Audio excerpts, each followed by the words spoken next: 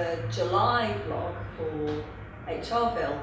I'm Jane Sonley, I'm a business author and I'm chairman and founder of employee engagement experts Purple Cubed. Today I'm in the Purple Cubed office standing in front of a massive purple plan. What's the purple plan? It's a visual representation of not only the employee journey but of all the steps that are in the People Formula book, and it's all about making sure that you have a cohesive, joined up plan. I thought as we've done 6 of the 12 steps in the People Formula in the past few blogs, it would be useful to just stop and have a bit of a bigger picture look at how everything fits together and why this is so important.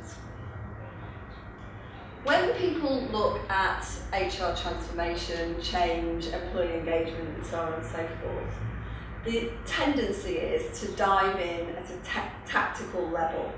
If you look at steps 7 to 12 of the Purple Plan, that's all the stuff that's at tactical level.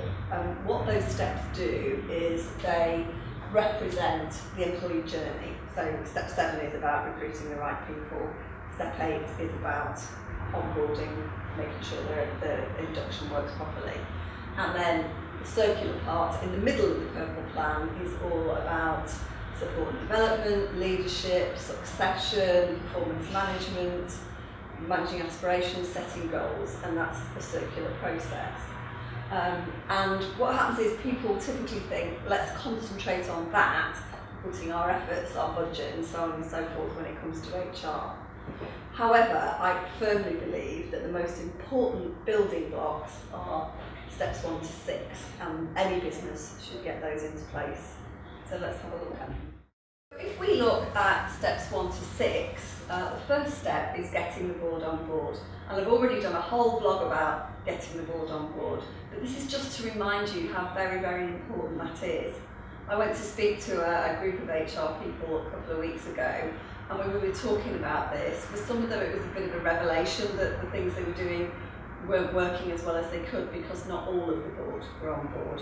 Perhaps some, but not all. So it is really, really key that they are understanding this stuff and they're prepared to back you on it. And if not, you need to go away and get your facts and your figures and prove to them why they need to be interested in it. The second step is about culture and values, and again we've talked about this before, but it might be a good opportunity to review how well it's working, how well it's embedded, what evidence is there of that.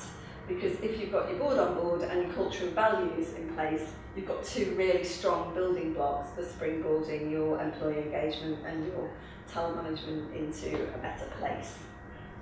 We talked previously again about digitising. As you can see, these are big things to get in place, and it may be that you have to do all of this with a few other quick wins along the way before you can actually bring about the change you want to.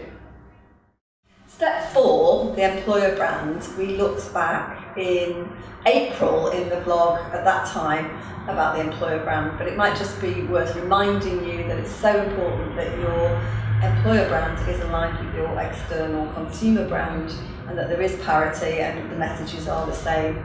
Also, to make sure your people promise is working for you. Are you delivering on it? Do you need to refine it? Do you need to review it? Do you need to simplify it?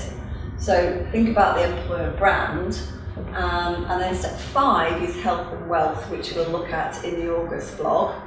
And then step 6 is communication, and again we have looked at this before, but communication is one of those ongoing things.